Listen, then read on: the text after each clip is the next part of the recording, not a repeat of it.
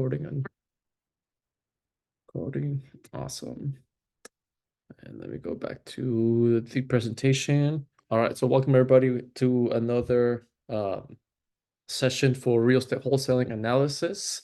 This is part 18. So 18 Zooms have been done live on the meetup already, where all the previous recording lives are available on my website, eltonvargas.com/education.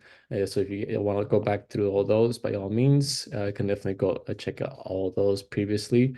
And there's other educational stuff available in there as well too.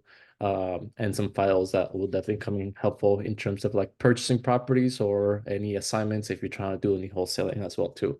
But that's what this whole series is about, a real estate wholesaling. So we're going to get started. Just a little bit background about me. My name is Elton. I've been wholesaling for the last 10 months, actually just on the first, it was actually 10 months. I thought it was 9 months, but it's been 10 months. And I've been, right now I'm transitioning to looking for my own properties as well too. Myself and then some of my partners as well too, because we're doing the same strategy of buying and holding and some other strategies that we have backhand as well too. So we're getting into that as well. And I'm located in California. Myself, I wouldn't.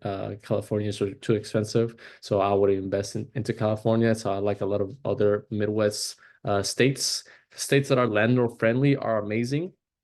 You're definitely going to find a lot of buyers in other states that are cheaper, just because, again, it's very cheaper than some states like California, Texas, New York, Florida, and also Washington as well too. Previous background before real estate, before that has been a lot of sales and marketing, and just always climbing up to a manager's position, just because I've always trained. I had the habit of putting myself into that position, and we just wanted to like excel as quickly as possible. So 8 to 10 years of sales and marketing. So when it comes to real estate, it comes rather easily for me. I can't speak for everybody, but again, it just takes some patience and some time and repetition. That's why I repeat it. This is my 18th time repeating this whole series, because every time it changes or something new that we have to add, make some market adjustments. And the thing I like about it is as well too, is I don't like to always do the same market, just because again, everybody's coming from different market areas. And that's the thing about it that I like, is make sure that I'm putting myself to learn about a new market, and also helping out somebody else that might be on a different market as well too, on seeing how to analyze, because analyzing across the board all over the nation is the same, but there are going to be some exceptions, because there are different laws per state, different regulations per state, cities. It could be by cities or by counties even as well too. But that's the thing about it, is being able to adapt to all those changes. And or if you're doing virtual wholesaling, that's another thing that you have to consider as well too. But enough about me. The reason this series is going live is because along the process of me learning real estate wholesaling, that I've even before I actually jumped in, I've been like studying, learning more about real estate, and read a couple books. There's some books available on the educational side that you guys can download as well too. Those books came really handy for me. And of course, networking. That's what this whole series is about. It's networking with somebody else as well too. And additionally to just taking action, honestly, just taking action, getting out there.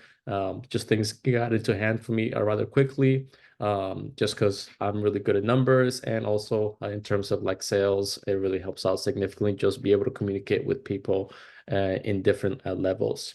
But the whole series is basically just going live, analyzing properties from all over the US, wherever it is that it lands us on the wheel, because we are going to do some live examples, and just understand a few key concepts, get some of the verbiage down in terms of like real estate wholesaling, because the faster you're able to understand certain lingos, the faster you're able to like start getting yourself acquainted into like the industry. And just like think about it, the first day that you got into work, how long did it take you for you to master or to like get acquainted with your work, that it just became secondhand to you? Now it's just like a daily routine that you don't really have to think about it. It just comes out naturally to you. So it took a lot of time for you to master that. So it's the same thing with this. You just got to be consistent, be very patient. And of course, it's very competitive as well too. Just because again, that's how any industry it is. It's always going to be competition. So let's get started and jump into the wholesaling. So when it comes to real estate wholesaling, There are major steps to learn about wholesaling.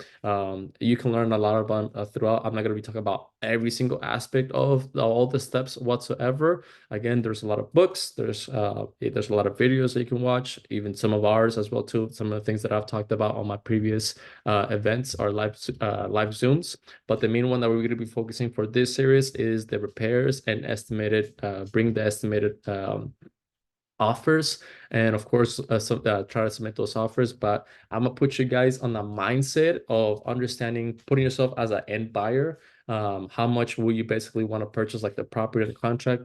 Think about it in the wholesaling side, how much you want to make on the business of the wholesaling as well too, and just kind of get like a grasp of the sales, or like communicating with other people, just negotiating, finding like their motivation, where you have to ask like questions. That's what sales is now, just asking questions, try to understand like situation, the motivation of the sellers or agents as well too, if you happen to be working with some agents. So there's going to be a lot of things that you have to understand across the board. But when it comes to analysis, really a lot of people get stuck, and I'm part of that as well too. In the beginning, I got stuck with a lot of the numbers, but once I got a hang of it, it just came out rather quickly for me. And just it's all about submitting offers. That sometimes you gotta get caught up on just being on the phone with a seller for like 30 minutes, but you end up bringing an offer. And again, you just try to find like a level with them in terms of like what their motivation is, and just communicate how it is that you can help them if you're able to help them out. And if they don't happen to accept it, just cut it off and just move on forward to like somebody else, just because you want to force a deal at every single time that you come across an opportunity. It just doesn't really work like that whatsoever. And again, sometimes you're going to get beat up as well too because of competition. So now, knowing about estimates, again, we have to put you guys back into that position of understanding how our buyers understand and do the numbers. There are two major types of buyers across the nation when it comes to like wholesaling. But the first thing that all of them, these two and any other one that you come across, the very first thing that they have to understand is after repair value. And what after repair value is basically, as the word says it, how much a property will be worth once it gets fixed up, if it needs any type of fixing, and what the property will be worth once it gets fully fixed up.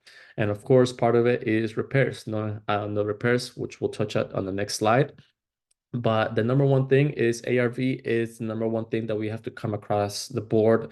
Whoever it is, again, even putting yourself as an end buyer, that is the first thing that you want to know. How much will the property be worth or appraised for once it gets fully updated? Or if it needs little touches, again, how much it needs from it. But also now understanding investors across the board. Again, the investor one and two are going to be the most common ones. Every so often, depending on who it is that you're working with, whatever state, you are going to come across end buyers that do the numbers very differently. So investor three is going to be kind of like that ugly duckling, or kind of like that odd person that calculates things very differently, which is perfectly fine as long as you understand how they calculate like their numbers. Then by all means, it's going to be easy for you to find out a property that best matches with them, so that way you can conduct business with them. Because again, real estate wholesaling and real estate overall, it is a business that you have to think about. Now, the next thing that we have to know about, which again I was just mentioning earlier, is repairs, or understanding repairs.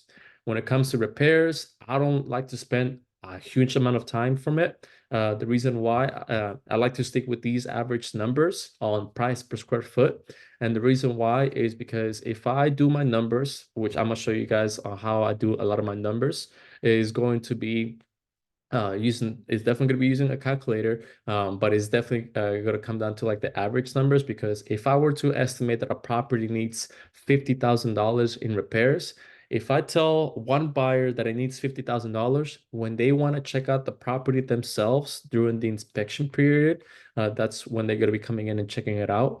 They're either going to send their contractors, they're either going to check it out themselves if they have the time or they live close by.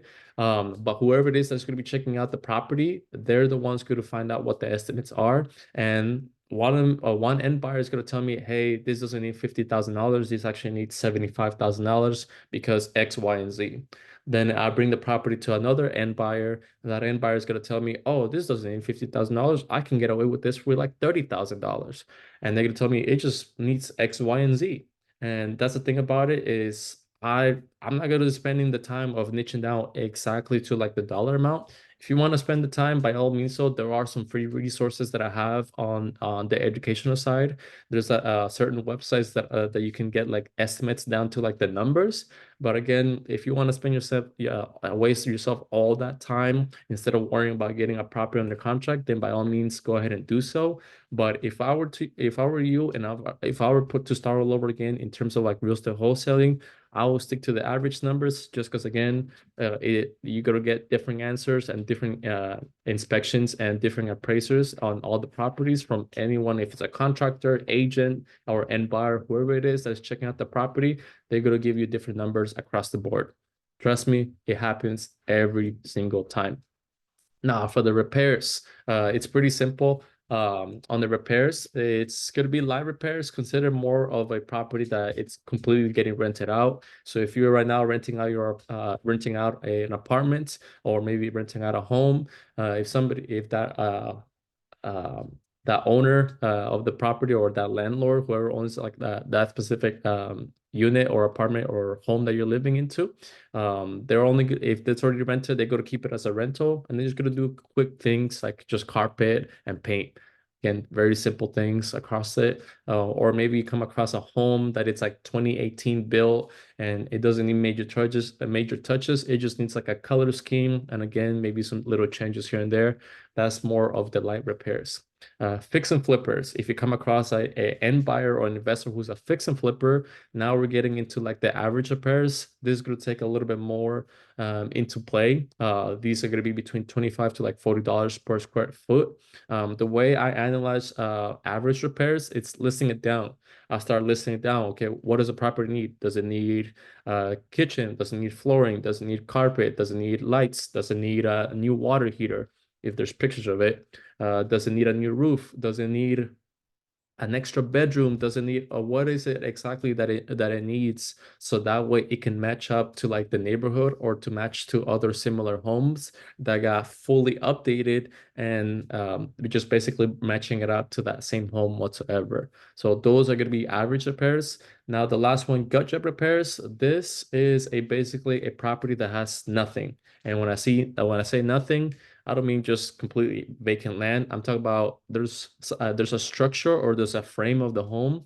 There's doors and windows, but everything else, there's nothing. There's no walls. Again, it's only frames. There's no windows. There's no sink. There's no bathrooms. There's completely nothing on the home whatsoever. So think about it when a home, it's a fully brand new constructed home is getting built. You're able to see that all those frames, wood frames, think about it like that. But of course, it has like some outside walls and a door and some windows. But everything else inside is pretty much stripped down. You're able to find a lot of gut job repairs in Chicago. Chicago, you're gonna come across a ton of them over there, just because there's a huge area in Chicago where it's just there's nobody. There's kind of like a ghost town. And a lot of properties getting mistreated. There's a lot of fires just because just random people are coming in. Some of them are just messing around, and just stuff happens to like the property. So you definitely got to come across a lot of gut job repairs in Chicago. So if you're in the Chicago area and then you find a property worth between 10 to like $50,000, it probably has major damages or it has had a fire inside of it. So one of those two things is definitely going to be happening in that. Now, the next thing about when we're looking at properties is, of course, like I was mentioning, is we got to find properties where if we were to repair it, find out how much it's actually going to be worth. We also have to find similar properties that sold in the market because if there's no properties that got fully updated by a different investor and you're doing all this work, again, putting yourself as an end buyer. If you have to do all this work, then the risk is going to be a lot higher for you just because there's no other investors into play. So now you're kind of playing a high risk, but of course, at the same time, high reward a type of strategy because again, there's no other activity happening whatsoever that you're basically putting yourself to be the first on that place. But now, if you're coming into an area or if you're looking at comps in the area where there's other investors that have been fixing and flipping properties, or again, just properties are selling that are fully updated, then that area is going to be a hot market area where there's other buyers already doing the same thing. So the risk drops down, and then now you're able to get an accurate, exact match on how much the property can sell for once it gets fully updated. Just because again, there's been other investors or buyers in the area already doing so. So when we're looking at those similar homes, or AKA comps or comparables, we do have to stick within certain parameters when we're looking at these comparables. The very first one is definitely going to be a living space of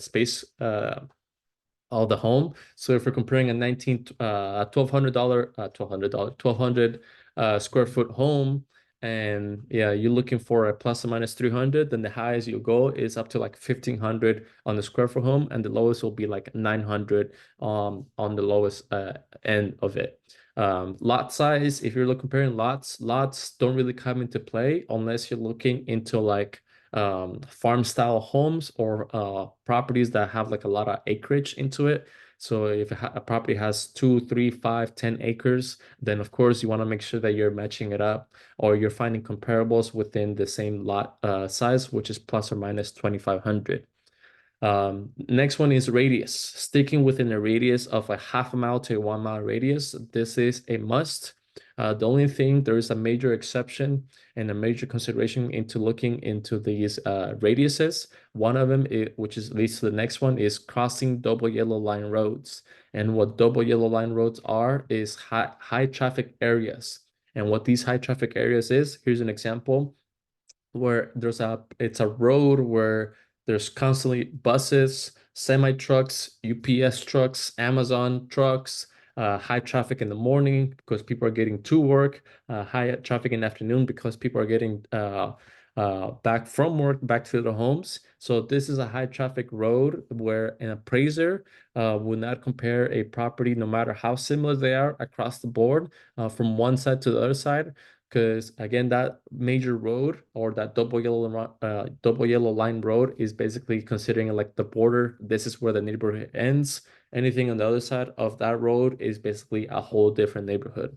There are some exceptions in some cities that I've noticed. Another thing that you have to consider too is railroads. If railroads were to be kind of interfering into like the neighborhood, same thing, it really depends on how the railroad is structured, or how the neighborhood is structured as well too. Because sometimes you do have to cut it off, and then sometimes you can get away where you can compare the same neighborhood in the other side of the home, depending if the homes are similar in terms of like built. Because I've come across some neighborhoods, even they're like HOA neighborhoods, where at the railroad is just kind of like are along the way, but then the homes still have the same structure, same build, and everything beyond that side. So again, that just varies from city to city, but it's all about depends if it comes across to that. But think of yellow line roads and railroads to be kind of like this is where the neighborhood ends. Anything beyond that, it won't be really accepted whatsoever.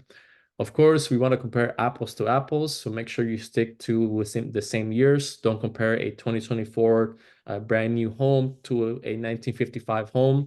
Materials, everything's going to be different from those two, so stick within the same years, plus or minus 5 to 10 years on the difference. And the most important of them all is don't find if you find just one property, most of the time that property won't really work. That property that you're trying to compare it to, you need to at least find 3 properties that are similar to the subject property that you're looking into. Nothing beyond that. I mean, nothing below that. Because again, sometimes you might be able to get away, but most of the time that just one deal, or one deal that recently sold won't really work whatsoever. All right. So now we're going to be doing the 2 examples because we're going to be using one of the calculator that I want to share with you guys. It is available now for a subscription base purposes. It doesn't which I'm going to show you guys. Let's close this out.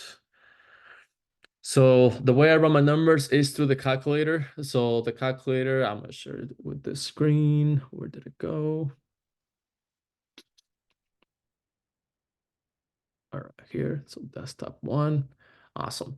So the calculator is going to be available again on my website, elsonvargas.com. The calculator that I'll be using is going to be the ARV calculator. So this will be available on you guys on your account. So the ARV is what you'll have access to, the complete rental one or the seller finance. This one is coming very soon. But the calculators, these are the three options. There is a discount happening right now for Super Bowl month where you get about 50% off from the subscriptions at the moment. But the Pro bundle and all of them, you're able to get 50% off. But the one that I recommend is getting the Pro bundle because that gives you access to the rental one, the ARV, which we're about to use. The rental one we're also going to use right now, and of course the seller finance coming soon as well too. But we're gonna be using this one. I'm gonna show you guys how I fill up everything and how quickly I'm able to get answers in terms of again putting myself into the end buyer. If I were to be the end buyer, how much I need to buy the property for, and of course just try to negotiate from that price and below. So that way, once I go through the entire process, figure out how much I need to repairs, how much I need to resell it for, or AKA the ARV, how much I can resell the property for, then it gives you the actual numbers of investors, how much investors will actually want to buy your contract because you're not selling a property. If you're selling a property, then you're doing real estate wholesaling illegally in some states because if you're selling a property, actually if you're selling the property, then you're actually doing what a real estate agent does and you need license for that.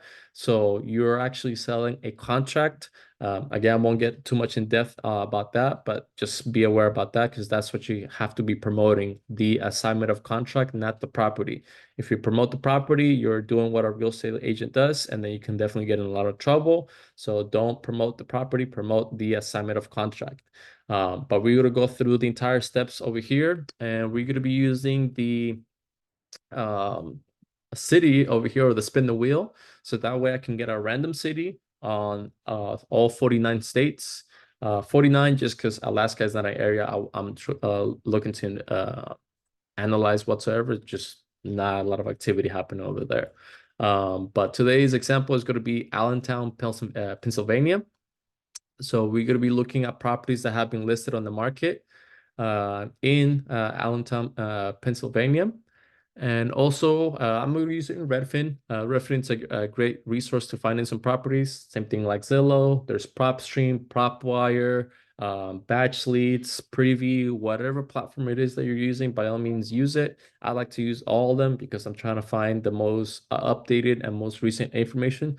Just because I'm not a real estate agent, I don't have access to the MLS system or whatsoever. So I have to use outside resources. So again, I'm putting myself as an investor. If I'm an investor who doesn't have his license, I'm going to be using different resources that, again, that are not the MLS for me to for me to do my due diligence and find out how much I need to buy the property for. All right. But we're going to be going through this. The very first thing that I do have to find out about a property is the asking price. Now, of course, right now I'm looking at properties that are listed on the market with an agent. If you're marketing to like properties that are locally to you, and then you're like, well, if I don't have the asking price, how can I get the asking price? One way, if you're working with sellers directly, is reaching out to and you're cold calling sellers, or if you're warm calling, maybe because you're following up with them, is ask them how much do they want for the property. So that way you put in what the numbers will tell you, and we're gonna walk through the rest. And basically, that's how you're able to get it. That's one way. Another way is going through Zillow, Redfin. Let me pull up Zillow as well too. Zillow, Redfin, whatever PropWire, might as well too, is the property. Let's go through Redfin. Redfin at times, not every single time for whatever their reason is. Before they used to do that a lot, but it would say what their estimate will be. So let's say, for example, over here, if I were to pull this property on Zillow, it will tell me right over here what the estimate is, or what Zillow calls it is their estimate. A lot of homeowners, whenever they're selling their homes without an agent, they go through Zillow, and whatever Zillow says on their estimate, they like to list their property based on that price whatsoever. Or sometimes they even reach out to like their friends as well too. If I were to do the same property in Pennsylvania on PropWire, it's going to give me an estimated value of 59,000 for over here. Over here on Zillow, there's no estimate. It's perfectly fine. Same thing with Redfin, there's no estimate onto it. So I'm gonna play based on that value that PropWire is giving me. But of course, if I'm reaching out to like the seller directly, I would want to ask him, hey, Mr. Seller, how much are you looking to get for this property? And then from there, you just have to continue going on, but that's how you're able to get the asking price on a property from there. But from here, I'm going to be setting some filters. Let me remove the border over here. These are my preferred listings, my preferred filters, because I'm looking for either a single family. I'm also going to be looking for, let me pull up the complete rental one. This is going to be the complete rental calculator for you guys. Again, if you happen to subscribe to either the ARV or the complete rental one. But from here, we're basically going to set up some filters because I'm looking for single families for either fix and flip or a multifamily if it's a good rental from there. Of course, I like to look for properties that have been sitting for a while. The reason why, either more motivation, the property has been under contract and it's getting relisted all over again. Um, and those are key motivations where they're either the seller or the agent are reaching to that top point where their frustration starts coming in, and maybe sometimes just properties get delisted, and it's just how motivation works at times. Next, I'm looking for. I was gonna do square footage, but because I'm looking for multifamilies as well too, I'm not gonna worry about the square footage. And same thing for the year built. I'm looking for properties that are built 2010 and lower, just because again they're more fully updated. They just need like little touches. But again, I'm looking for both either a fix and flip property, because again I'm putting myself as a fix and flip buyer, or a rental property, which I'm looking for a multifamily. And then from here, I am going to exclude 55 plus communities if there happens to be any over here, but it looks like there's none in Allentown, PA. But then now from here, let me organize it by the number of days that it's been sitting on the market. And again, from here, I'm going based on the pictures. I'm going based on the pictures to start listing down how many things do I need to repair on this property.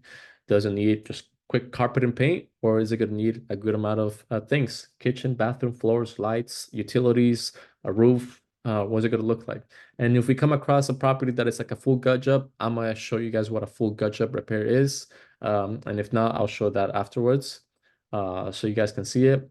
This property, brand new floors, great lighting, kitchen, carpet, everything looks really good. So this, I'm not sure if this is a rental, because again, I am looking at rentals or homes, but this is not a rental because it would say on the description. Let's check out here. So this is a good fix and flip already off the bat. Uh, from definitely change the inside. So uh get rid of the of all this wall wood from the ceiling from the walls. So walls, lighting, update like the walling, lighting, maybe change the ceiling. I don't know what kind of, if it's like a tile ceiling or what kind of, or if it's like those things that you have to push up. Um Definitely get rid of the carpet, bring in new floors. Uh Again, that's just going to be floors and walls. Kitchen, for sure. Bring new appliances into play. Maybe expand. There's like a wall right here, but I don't know if there's you're able to see through the kitchen or what's actually happening over here. So definitely want to bring more light because there's good windows over here, so that's bringing good amount of light. But this wall is kind of like blocking that lighting, so the kitchen is kind of dark, as you guys can see. So I'll definitely want to see how that's set up. So maybe might need to get retouched up. But kitchen, so walls, kitchen, floors, um, lighting. What else? What else? Uh, Bathroom. Yeah, definitely bathroom. Get rid of that old fan right there. Definitely the bathroom. as well too. And then the rest could be walls, carpet, and paint pretty much. So that's average repairs. I don't know if this is like a basement. Let me check out the property details in Pennsylvania. If they have a basement, let's see. Let's check it out. No. Oh yeah, it does have a basement. Family room basement. Family room basement. It looks like the basement is a full basement, so the basement is gonna need some work. I don't know what the family room, bathroom, enclosed patio. They don't put how big the ba the basement is. That's the only thing that sucks about it. Um, so that's perfectly fine. So let me use so again, this is gonna be a fix and flip strategy. So I'm gonna start putting my information over here on the property. So it's 1,000 square feet, which is really good. When it comes to single family homes that are fix and flip, it's always best to look for single family homes 1,000 square feet and higher. From here, it's going to be let's see here. From here, it's going to be a 3.2, and sorry, the asking price, 299. So this is what, again, I'm putting myself as an end buyer. This is what the agent is telling me. The agent is telling me that the property is 1,082 in terms of square footage, or 1,078. 1,078. It has a basement. Usually for basements, it's half of the living space. Sometimes it is the same size as the living space. It's occasionally right now I'm gonna play it safe and go. I'm gonna play kind of aggressive and go with half of it. I'll have to check with the agent to see if they know the actual measurements. So if I were to fix and flip, again, I'm putting myself as the fix and flip strategy over here. The property is listed for 299. I will need to buy it for myself so far for $209,000. So far, I'm not done yet because I need to go through here and flip the property. So I need to go through repairs. The repairs, as we were going through it, it needed floors, it needed a kitchen, it needed a bathroom, it needed paint, it needed lights, it needed walls as well too, and of course needs the basement as well too. So for here, I'm gonna play it safe and go to like the highest price per square foot of $40 per square foot. So the living space is going to need $43,000 in repairs. As for the basement, if it has like a basement finish, or if it's an unfinished basement or even finished, it just needs to get updated. It will be half the price per square foot.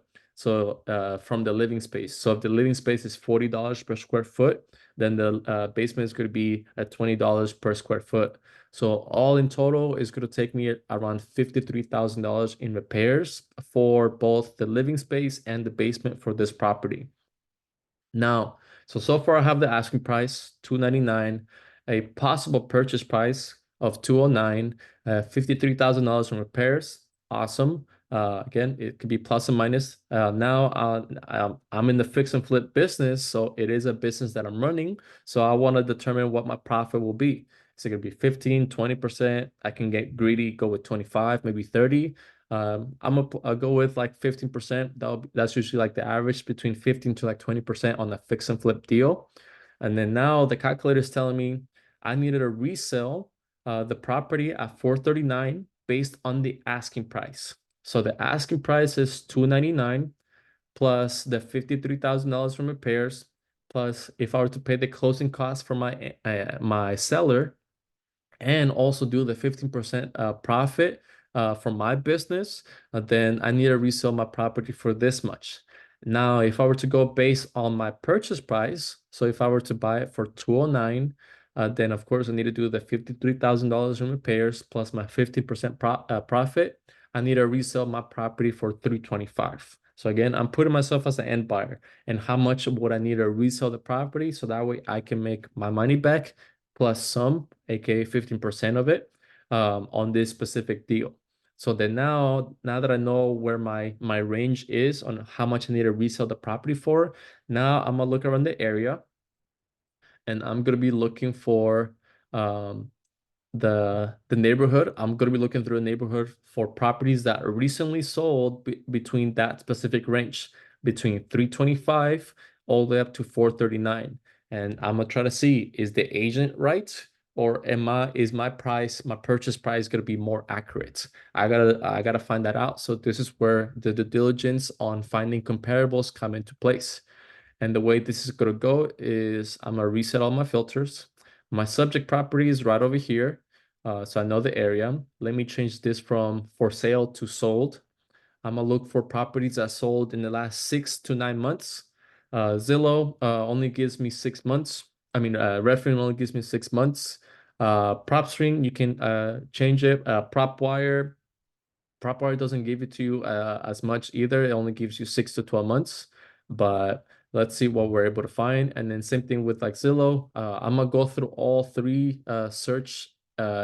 uh, all three platforms, so that way I can find out the exact numbers for the comps. Because again, one is going to give me some information about comparable to another one.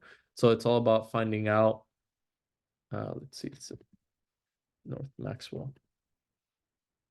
Why isn't it popping up? North Maxwell Street, Allenton. Why isn't this? Okay. I don't know why it's not popping up. Sometimes it does that, but a little hack that I have is using this. A lot of you probably don't know what it is. It's called the APN number. And what the APN number is basically that property has a specific code to it. Um, Looks like the agent did a listed for this property or whatsoever. That sucks. Oh no, here it is. Here's the APN number. So if you ever have trouble finding a property, the APN number is kind of like a specific tag for that a specific home.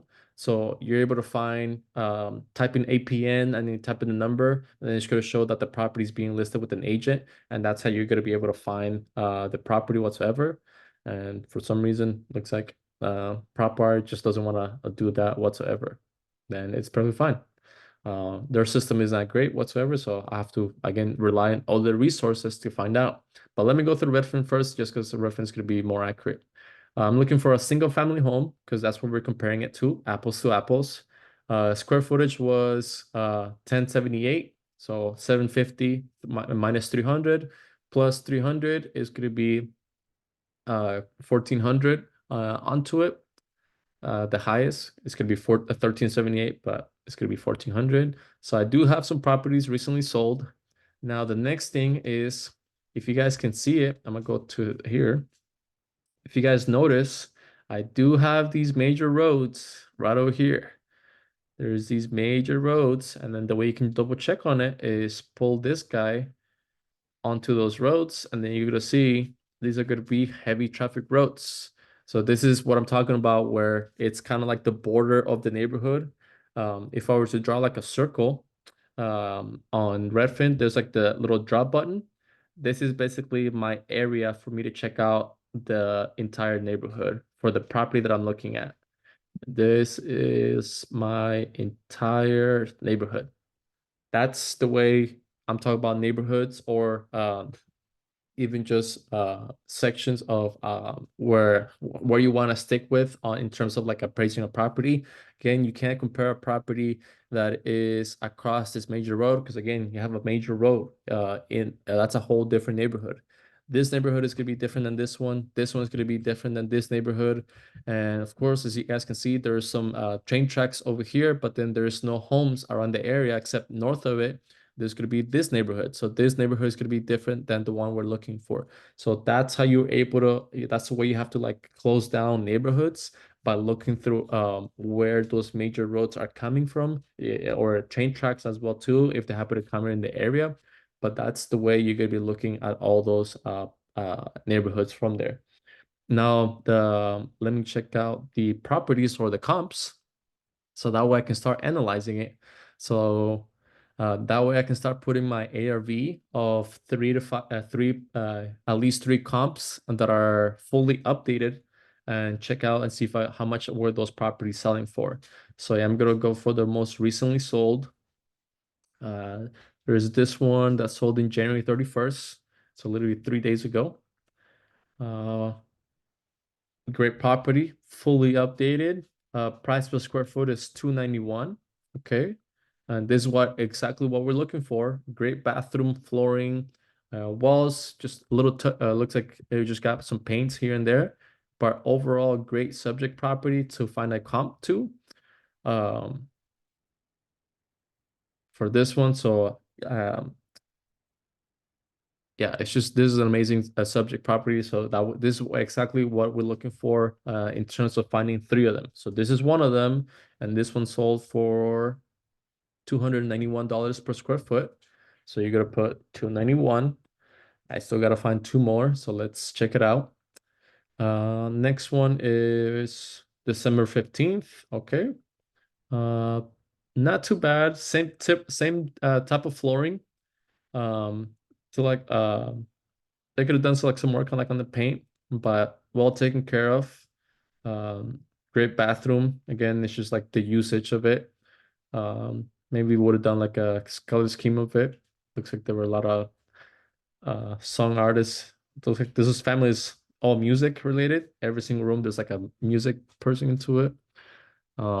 So this again, updated floors, lighting, some walls need some paint. So this is a property that just needs some quick painting and maybe some carpet change or maybe just some carpet cleaning. Again, it just really depends on how the property's condition is. And this has not a built-in pool, luckily, because if it has like a built-in pool, then that's something that we have to consider as an extra into it. But luckily it's not built in. So this is another subject property that where it's a way updated condition. And this sold for 226 per square foot. So we have two so far. Let's continue looking. This one is November. All right. Um, Not too bad. Let's check out this one. This one did sell in November, but outside looks like it could be in good condition, but the inside it just needs again just paint. Flooring looks good and updated like in the kitchen. Maybe bring some uh, HVAC to get rid of that fan, so that way the air can flow a lot better. Not too bad. It's just little touches here and there that it needs. Definitely like the bathroom as well too. And this sold for how much? 224. But let me look for something different. Let me look for another one. Let's see if we can find something. This is a 1,400 square foot home. This sold in October. So I'm getting a little bit further out here. October prices were a little bit less. So this property definitely needed some work. So this is a property that needs that fix and flipping into it. But this property did sell for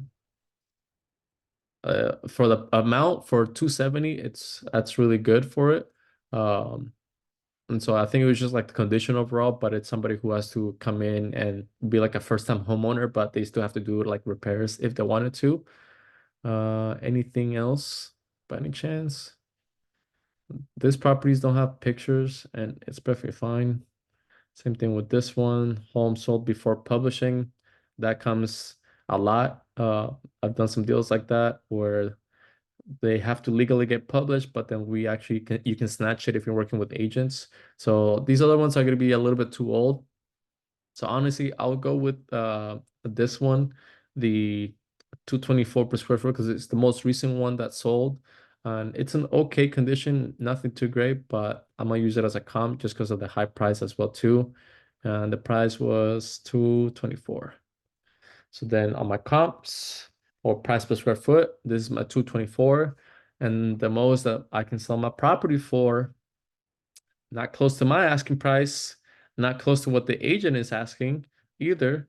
It's way below that. This is my ARV. This is how much my property can sell for fully updated. Again, one investor, aka this one on the first property we found, this property, it is 5 bedrooms, 2.5 baths. So that's something that I didn't notice. I'm not sure if you guys noticed that as well.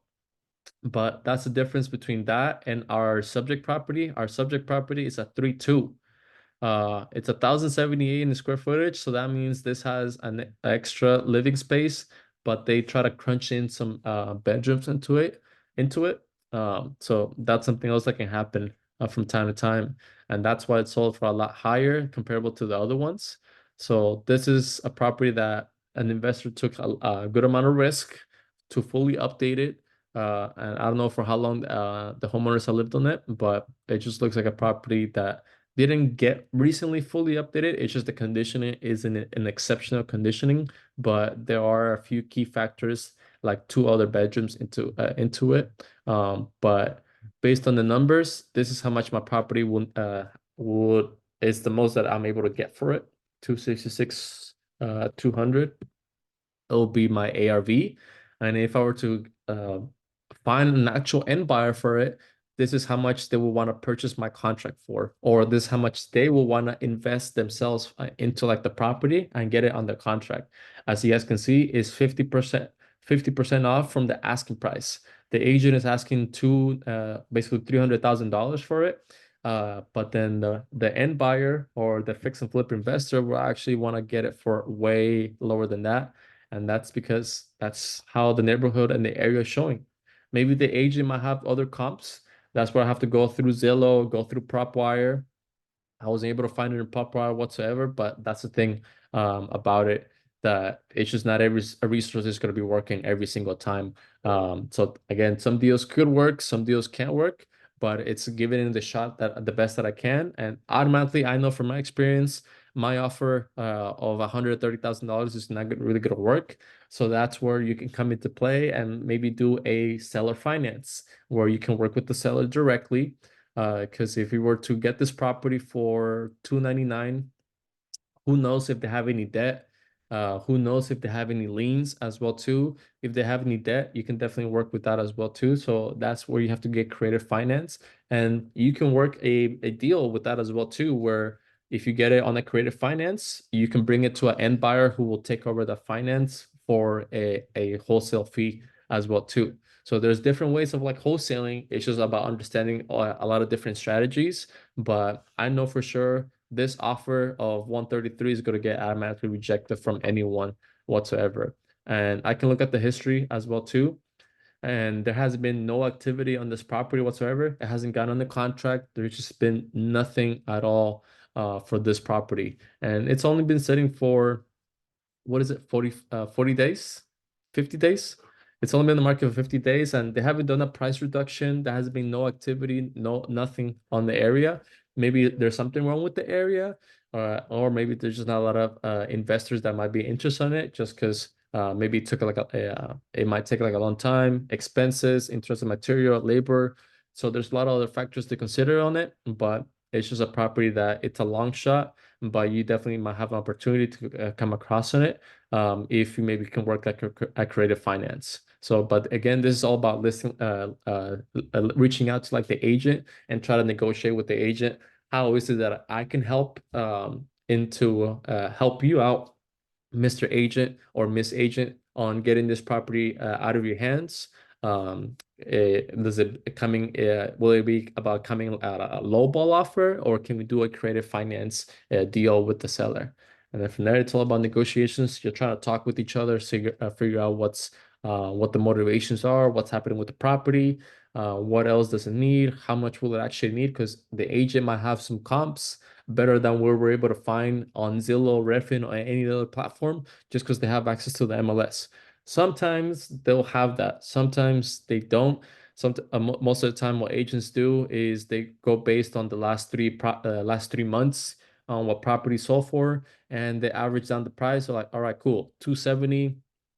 Average price per square foot is 1176. So let's start high and we'll work our way down. That's a lot of the agent strategies, but that's the thing. You have to find out what exactly information they have and then ask them for that information as well too.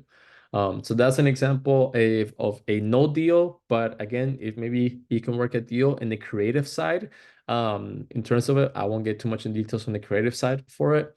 But that's something that you can consider into this. But if it were to be a fix and flip deal, this deal won't really work. So I'll just work more on the relationship with the agent and then see, hey, Mr. or Miss Agent, besides this property, do you have anything else that you have coming up, or anything else that you currently have listed for me to check out that might be a good investment for me to check out? because we are looking for anything at the moment. It's just if the numbers make sense, they will bring an offer. But if the numbers don't make sense, then it's just best for us to move on until we're able to work something together. And that's pretty much how you're able to get into that. So that's the ARV calculator. Let's say if the deal were to work on, then past the how much the investor will want to purchase it for. This is how much you'll be paying the closing costs. Again, if we were to get the deal under that ask under the purchase price, um, and of course, how much my actual end buyer or end investor will want to make on the profit. If they want a specific dollar amount, if they want a specific percentage amount, what is it that they want? Maybe I find a buyer that it's like asking about $15,000, then hey, at least I know how much you'll be making. But again, they're taking a lot of the risk for it. So that's why we have to get the property at a huge discount for it to make on our side, make sense on our side to wholesale to them, and also to make sense on their side for them to make like their money as well too. And again, that's if the deal were to work. But again, this one, it's already inclining to the no deal side. So it's just part of the process where if one doesn't work, move on to the next. It's okay to move on forward. Maybe they might come back over to you and let you know, okay, hey, we might be interested on selling it for I think you had offer for this much, and hey, you never know. That can really happen a lot of the time. So that was the ARV calculator. Uh, so that way, if you want to use those are the numbers. It takes me a little bit longer explaining it just because again, I have to detail everything, what's actually happening per section. But the numbers, if you were to look at the numbers quickly, bam, you're just putting in all the information as much as possible, and then from there, it will give you the answers on. And then make sure you do your due diligence. This is like the most key important one, finding out how much it can sell for, or AKA the ARV, and that's what you put in, and then how much this it will give you spit out the answers on how much your end investor will actually want to purchase your contract for. So sometimes you can negotiate and get away with more. Again, it just depends on the deal, if it's a great deal or if it's going to be a mediocre or a bad deal for them. It all really depends on how they do things, because again, you are going to have different end buyers. Next, we're going to be doing an example of the rental one. So let me look for a rental property. And how are we going to be analyzing the rental property in the rental calculator section? So we're going to be breaking it down over here into it. Let me just close all these tabs. And part of real estate is you're always going to have like a lot of tabs open all the time. There's never an exception into it. So it's definitely happens where you have like 6 to 8 tabs open. But let me remove this. Let me continue looking in my area. And then let's go through here. Oh, let me close this. So let me look for a multifamily property.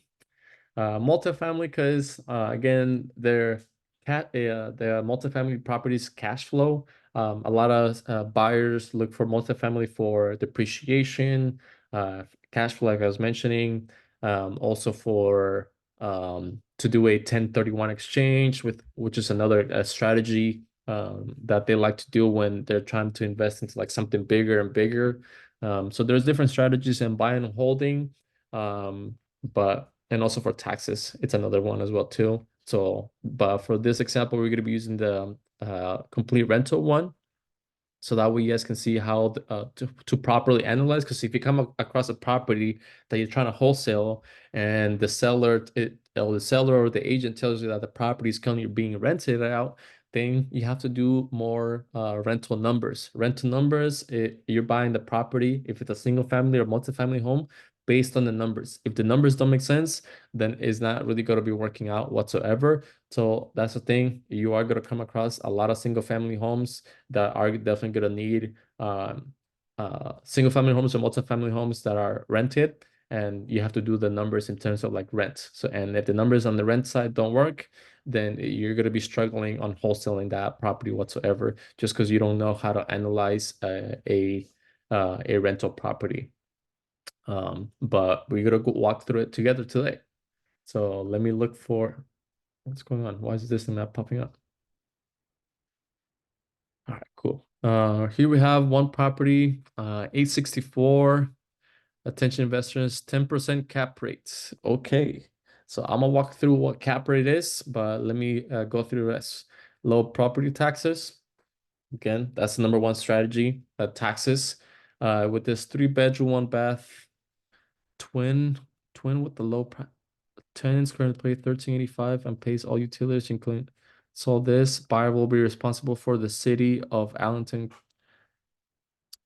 Huh? Why? Why am I responsible for that? So let me go through here. Oh, let me check this out.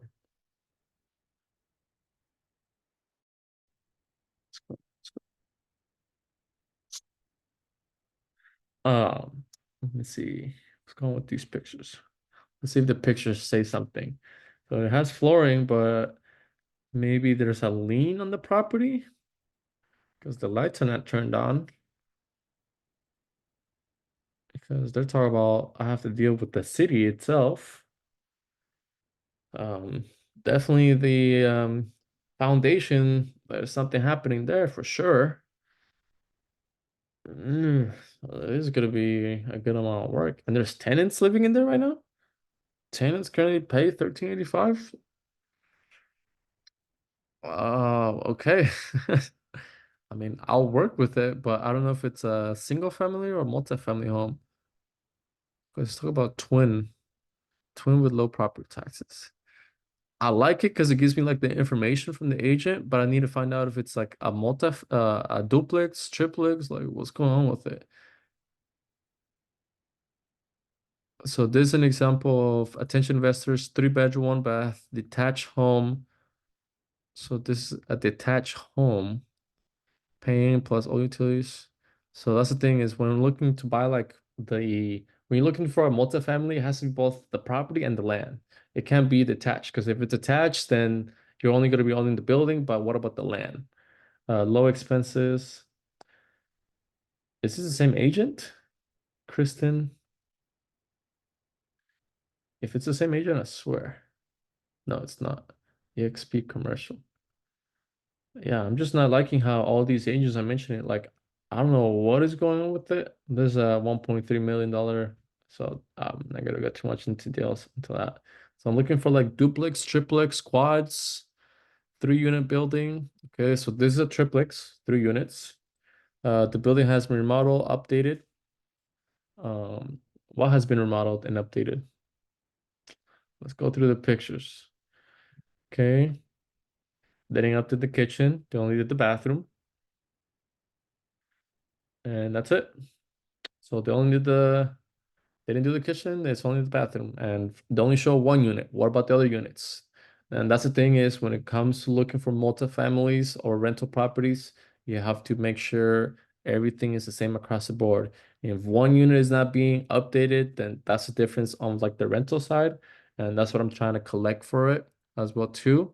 For my resources in terms of like rental, I like to use Zillow Rent Estimator or Zillow Rent Estimate. That's one source. Oh, I had it right here. The other one I like to use is Zumper. Zumper gives you like the rent estimates. Again, if you're looking at a single family or if you're looking at a multifamily, this is a triplex, so it's going to be per unit basis. So I'm looking at a 1 unit, 1 bedroom in the rear, second unit, modern bedroom. So 1 bedroom. So all of them are one ones. I don't know how much the tenants pay. The tenants pay for heat, hot water, owner pays for cold water, and coming area electricity. Okay, that's fine. Um, has oversized detached garage. Okay, garage is an extra income, but it doesn't show the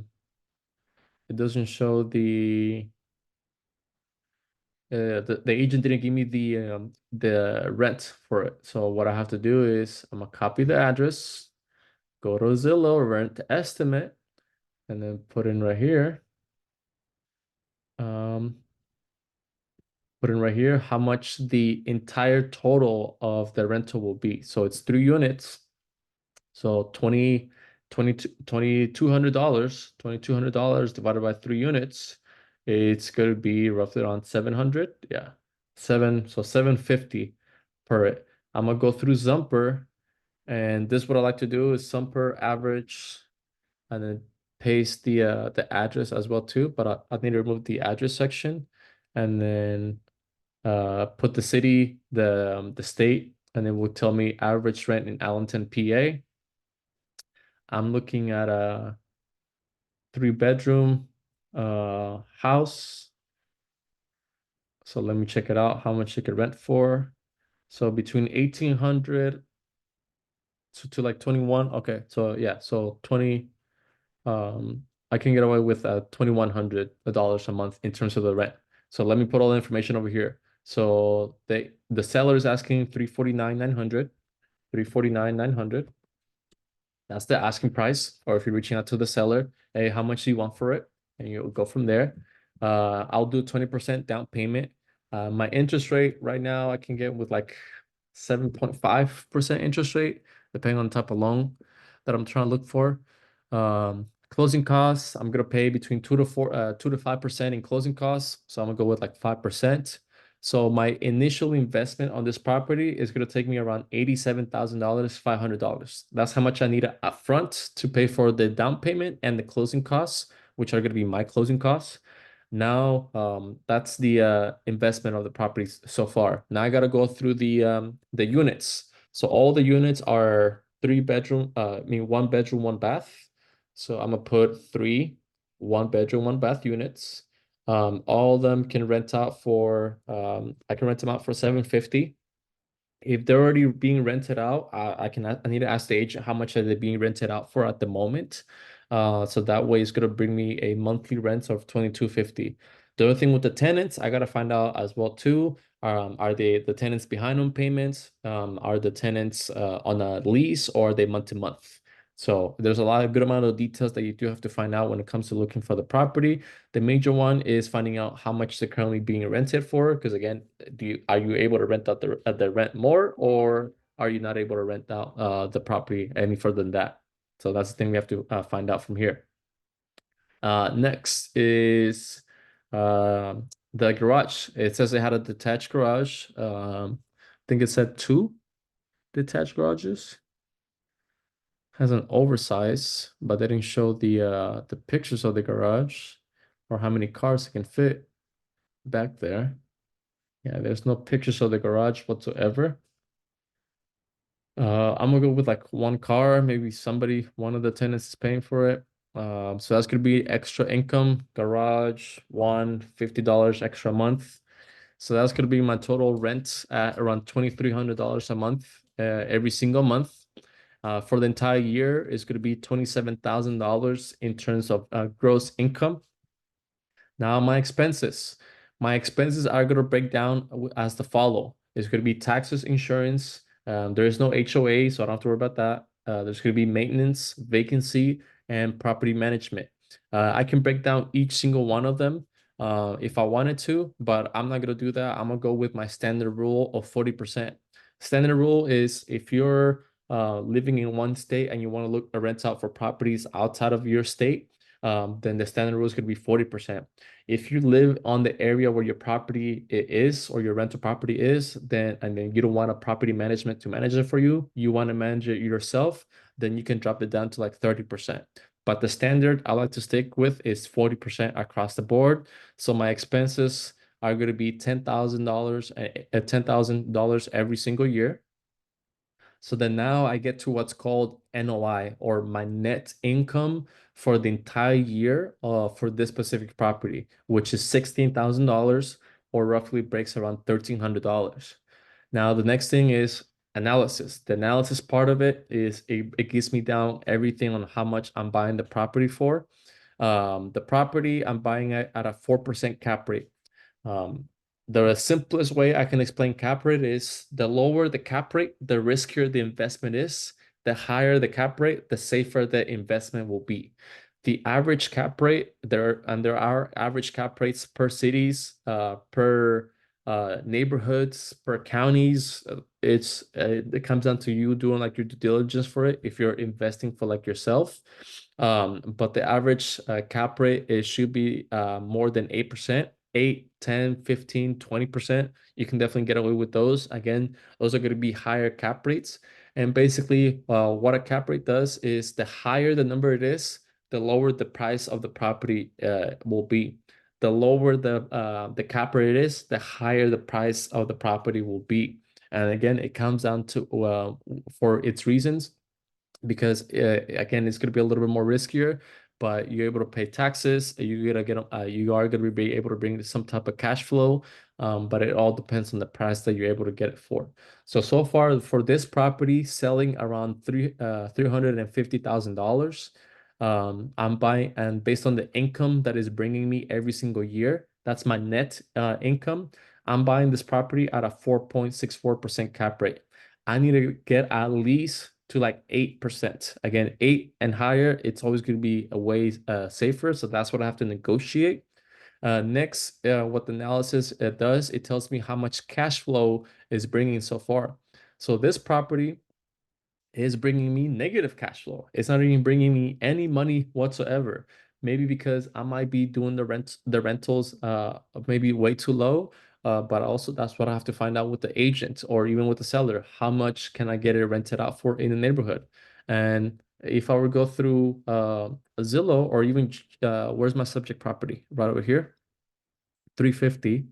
Let me change this for the for rent section, and let me check out how much the properties are being rented for. I'm looking at a 3-bedroom property, and we're spot on. $2,200 for this one, 5 bedrooms, 2 bath, 1699 for a 3 bedroom, 1 bath.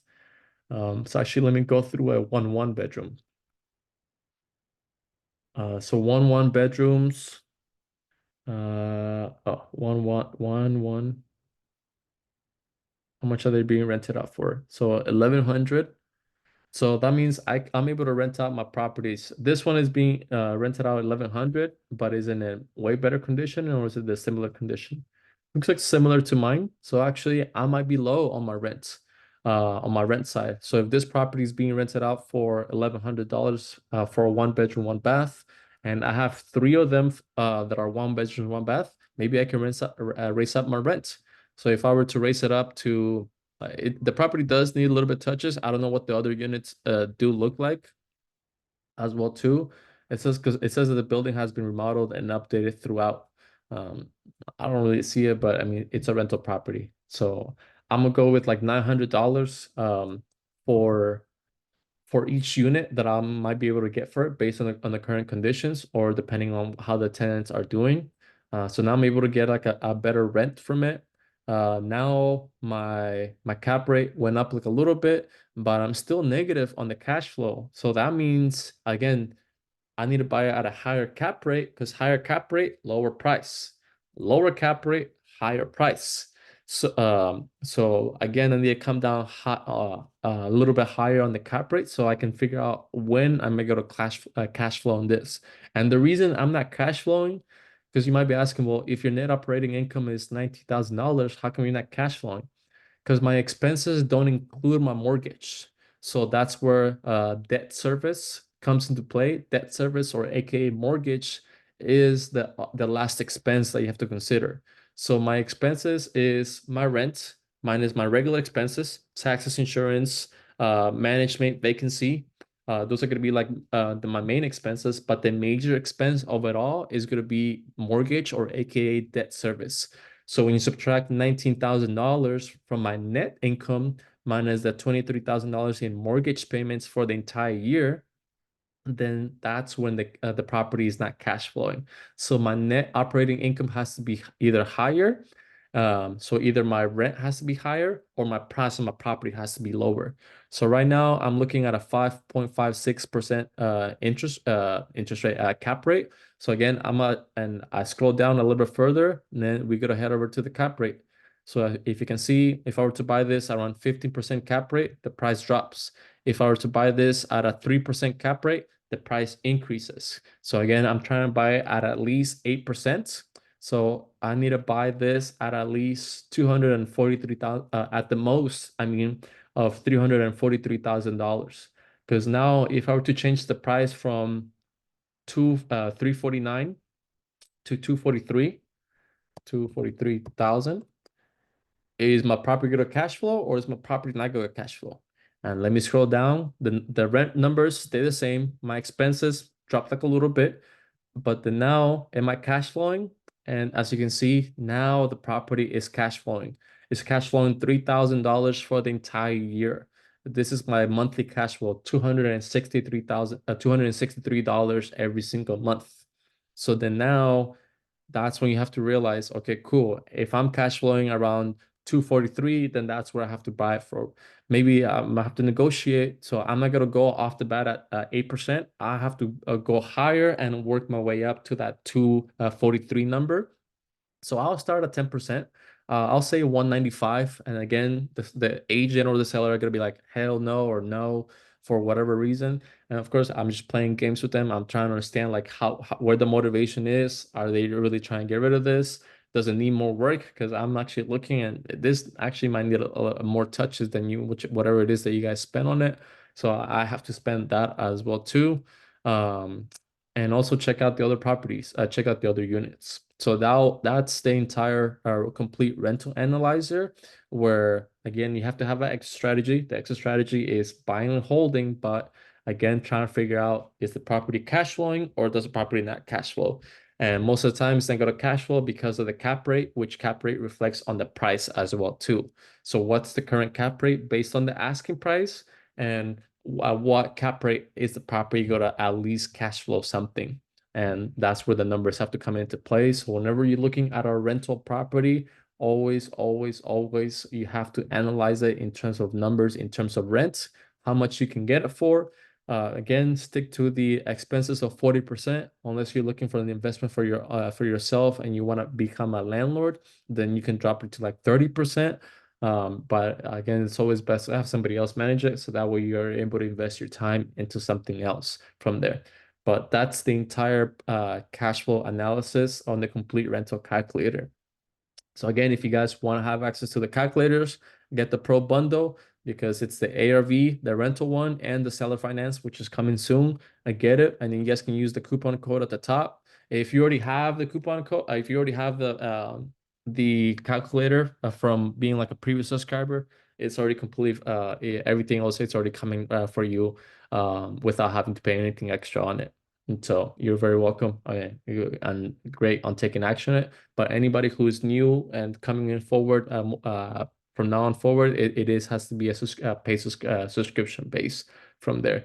And again, on the real estate education, there's the previous videos of the live Zooms. Additionally, any books that you guys want to check it out from there as well too, and any other files from there.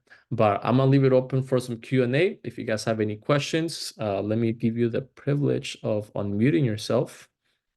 But I'm gonna leave it open to some Q&A. Here we go.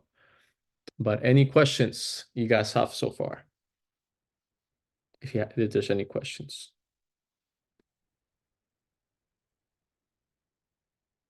No questions? You guys got it? You guys ready to execute? All right. Well, Thank you. That was really great. I appreciate it. oh, yeah. Yeah, so there's no questions, then that's pretty much it for today's event. Thank you guys for joining. Again, this is live Zoom happening every Monday, Wednesday, Friday, 6 p.m. Pacific Standard Time. If you guys do have any other questions, you can always reach out to me on doing like a one-on-one. I can answer like all your questions you guys have, or anything else you have from there. Just that's be like the best way to reach out to me. But thank you for coming. I really appreciate you guys' time, and happy Friday as well too. Enjoy your weekend and be safe for next week, because if you're happy to be in California, in SoCal, it is going to be raining. So be safe as well too. But thank you guys, and you have a blessed night. Take care.